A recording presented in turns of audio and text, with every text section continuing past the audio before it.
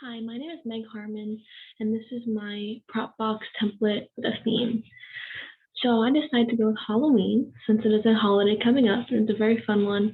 So the title of it I put is Halloween Mathematical Fright because I'm going to go with a fraction theme, which is mathematics, and mathematicians. It's a very good vocabulary word for them to have. The three areas I decided to focus on were cognitive, writing and reading, and social emotional domains. And I figured this would be great for first and second graders. And for standards, as far as cognitive goes, there's a standard to understand fractions, to partition shapes, the halves and quarters. I have this as part of my lesson plan. I've also extended it to fifth and seventh as well. The other part is identifying the main idea and retell a story of text.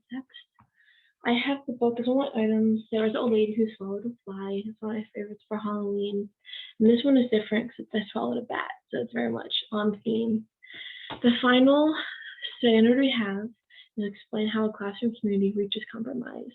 And since they're working in partners, this is a really great one to have because group work is always difficult for any age. So starting early always helps. Objectives I have for this. Students will be able to accurately read and color and write fractions in a pie chart using materials, the haunted house, crayons, candy corn, ping pong balls, and tic-tacs within a 15-minute rotation. I have the same exact standard for reading and writing, so it's included. My standard for social and emotional development is students will be able to work together in groups to fill out the fraction packet and peacefully bring conflict to a compromise using classroom techniques during a 15-minute work period at each station. If they aren't able to do it themselves, they can always come to a trusted adult to help them. So the props that I'll be using today is, like I said before, there was once a lady who swallowed a bat, one of my favorite books. Another prop we have is a haunted house, a fun little tactile toy for them. We also have candy corn, which I have right here. We also have ping pong balls, which I have in here, and all human rules are themed as eyes, red, or regular. The final item I have on the list today is Tic Tacs, and they're in this little cup right here. You can see them in there. The students, how it's going to go is first the students go to the carpet. We're going to read the book all together. Through the activities, you're going to need to know the difference between ghosts, pumpkins, all those things. So this book introduces all those terms. Specifically, we'll go over ghost, bat, eyeball, candy corn, because those are important ones for the lesson. And then we're going to go over fractions ahead of time just to review their knowledge. We're going to review what the denominator is, how it goes down, and it is a whole number, everything. And the numerator is how it goes up, and it is the part. And then we're going to move on to the activity. And I'm going to show another screen for that. So give me a moment, I'll share my screen. This is the activity they'll be completing in pairs around the classroom as I'm doing circle time work with my groups. So the first one for the haunted house. As you can see, I have it labeled haunted house on top, and they're going to put the total number of ghosts and pumpkins that they see on the top of the haunted house. So as you can see here, we have 1, 2, 3, 4, 5 total. They'll put that number right up top. And then they're going to do fractions using the pre-made bars I have right here. And they're going to put denominators right here, numerators right here. And they can indicate that you know the ghost numerator is going to go here, pumpkin numerator goes here by the line. Next station, they're going to do ping pong balls. And again, they're going to count all the balls.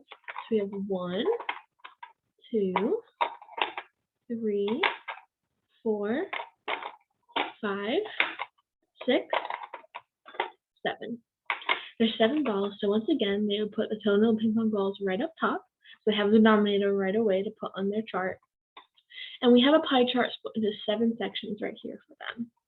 And the eyeballs, like I said, don't have labels. So they go through and sort all the eyeballs out and figure out what should be the numerator, write the fraction right here, and color in the correct amount of squares or triangles on the circle. Next, we have candy corn. Once again, I am using 7s for this. We have 7 pieces of candy corn in this paper right here. we're going to sort it, and there are 3 colors that are red and brown, yellow and brown, and red, yellow, and white, or orange, yellow, and white, like the normal candy corn. You can see this is what a normal one would look like, the 3 colors. This is what the 2 colors with the orange would look like, and this is what it would look like with the red.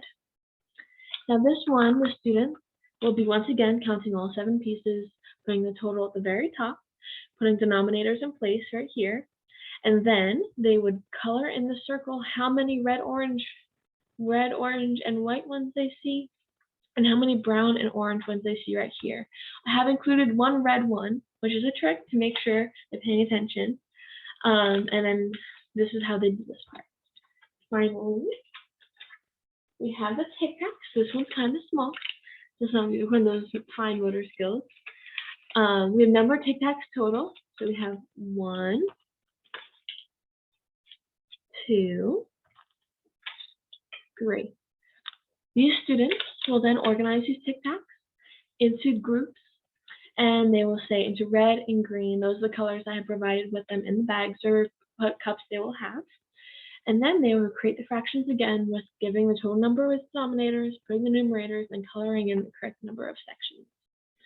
To finish up this activity, I will have the students turn this into me as a formal assessment. And the formal assessment will be me grading this and seeing how well they did on it. Informally, the whole time while I'm working with stations at my table, I'll be listening in how they're doing.